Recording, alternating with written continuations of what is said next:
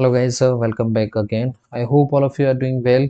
आज हम पढ़ेंगे छोटा सा टॉपिक है आपके पादप रोग प्रबंधन। ठीक है। इसमें हम देखेंगे बेसिकली इसके जो सिद्धांत हैं उसको लेके हम यहाँ पे डिस्कशन करने वाले हैं। यहाँ पे 6 मुख्य सिद्धांत हैं जिसको लेके मैं यहाँ पे आपसे चर्चा करूंगा। एक है आपके अवॉइडेंस, जिसे आप बोलते हैं परिवर्जन। ठीक है। अवॉइडेंस, बहिष्करण जिसे आप बोलते हैं एक्सक्लूजन, उन्मूलन जिसे आप बोलते हैं इरेडिकेशन, बचाव जिसे आप बोलते हैं प्रोटेक्शन, प्रतिरोधकता जिसे आप बोलते हैं रेजिस्टेंस, और सबसे लास्ट में थेरेपी यानी कि उपचार। जो उपचार देते हैं, आप डायग्नोस देते हैं, वो यहाँ पे हम देखेंगे। सबसे पहले हमको समझ में आना चाहिए कि पादप रोग प्रबंधन क्या होता है। देखिए, पादप रोग प्रबंधन समेकित रूप से पादप रोग को फैलने से रोकना है आपको। रोग कारक है उसका जो जीवन चक्र है उसको रोक कर रखना है आपको। जो स्वस्थ पौधे हैं उनको बचाना है आपको। तो इसका जो समेकित रूप से इसमें इन प्रक्रियाओं को किया जाता है, चाहे वो स्वस्थ पादप को संक्रमण से बचाना।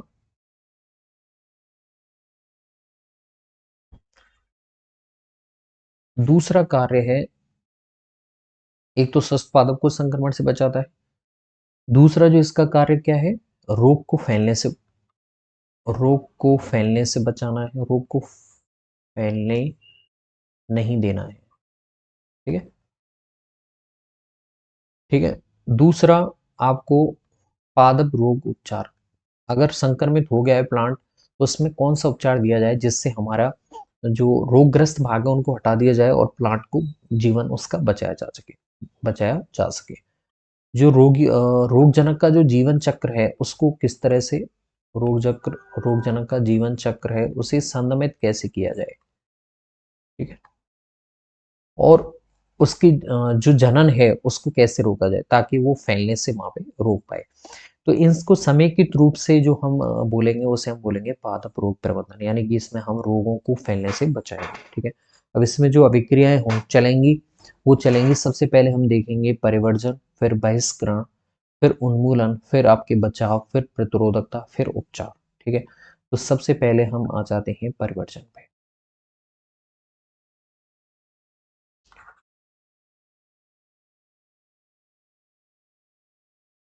देखिए, परिवर्जन क्या होता है, जिसे आप बोलते हैं अवॉइडेंस। अवॉइडेंस में क्या होता है, देखिए, कोई रोग को, ठीक है, रोग हो रहा है और रोगजनक को स्वस्थ पौधे के टच में आने से रोका जाता है। रोगजनक को स्वस्थ पौधे के संपर्क में आने से रोका जाता है।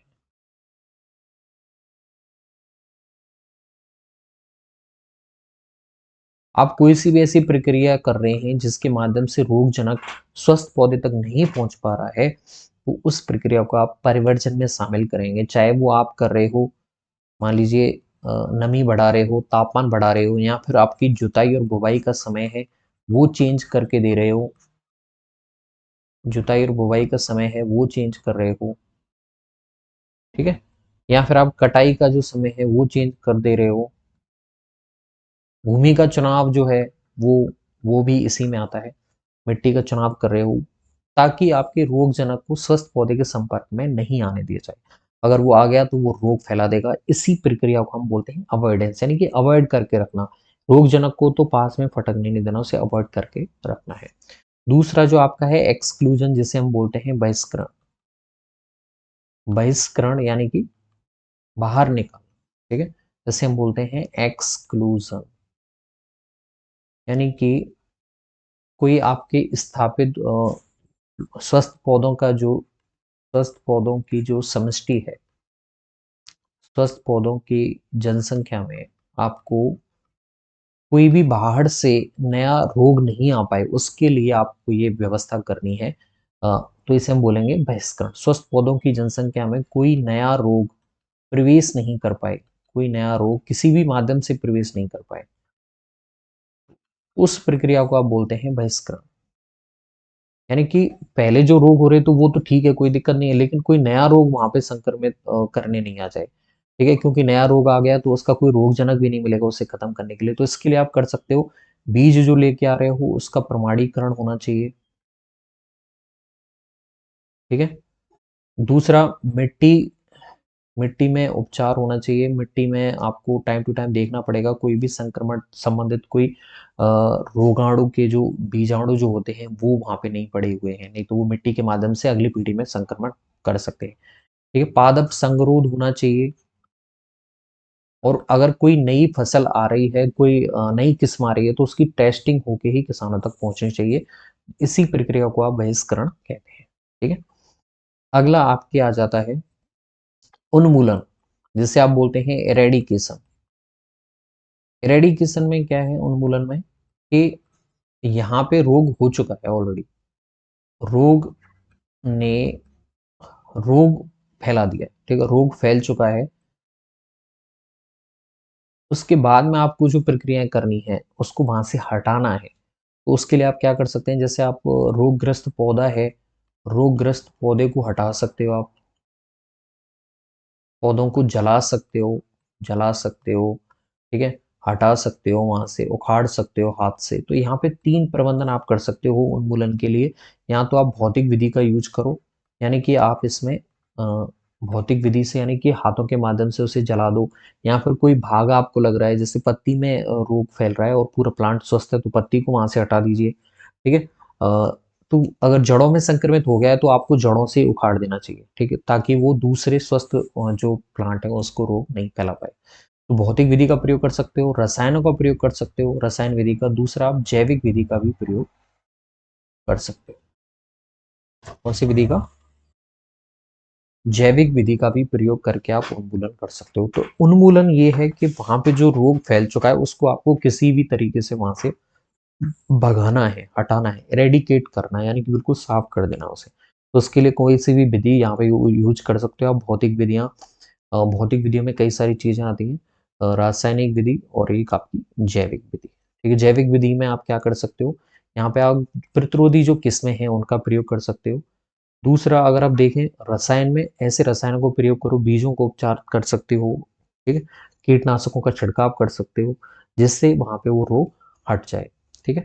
उसके बाद में आप क्या आता है, जैविक प्रतिरोध या फिर रक्षण या बचाव। सबसे पहले रक्षण या बचाव पढ़ लेते हैं। रक्षण या बचाव, बचाव में भी वही है, आप प्रोटेक्ट करके रख रहे हो स्वस्थ पौधों को, प्रोटेक्ट कर रहे हो स्वस्थ पौधों को, रोगग्रस्त नहीं होने देना, नहीं होने देना।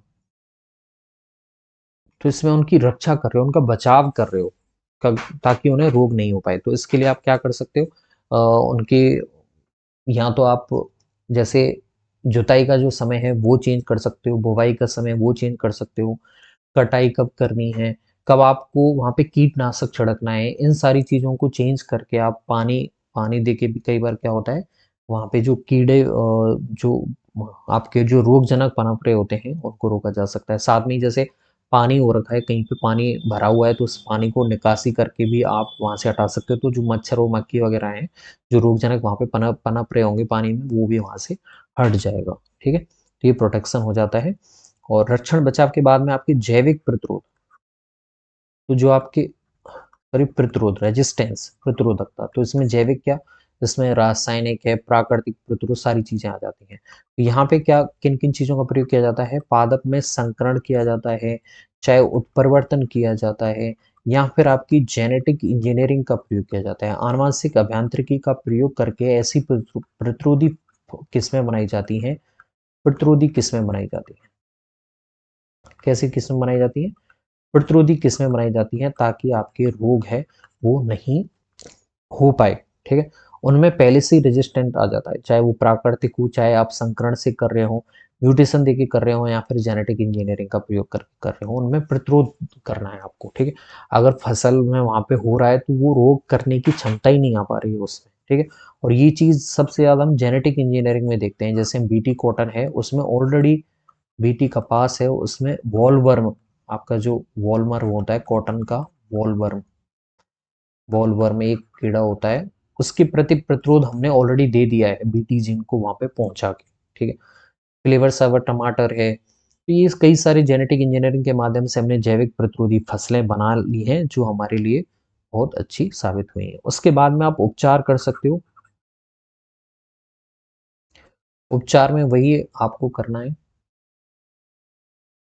इसमें रोगी पौधों का इलाज किया जाता है। इसमें क्या किया जाता है, इसमें रोगी पौधों का बेसिकली इलाज किया जाता है, उसकी काट-छाँट की जाती है, ठीक है? इसमें उसमें प्रकाश थेरेपी देनी है आपको, प्रकाश की मात्रा ज़्यादा देनी है या फिर टेम्परेचर से आपको ट्रीट करना है या फिर केमिकल से उसे ट्रीट करना है या फिर आपको उसकी प्रूनिंग करनी है, काट-छाँट करनी है। प्रूनिंग करनी है या फिर आपको कौन-सा कीमो देना है, रसायन से उपचार करना है या फिर आपको जो फोटोथेरेपी देनी है, यानी कि प्रकाश की अधिक मात्रा से भी रोगजनक वहाँ पे उसकी डेथ हो जाती है और उसका कई बार जनन नहीं हो पाता है। तो इन सारी चीज़ों को आप किसमें सम्मिलित करते हो? पादप रोग प्रबंधन में सम्मिलित करते हो।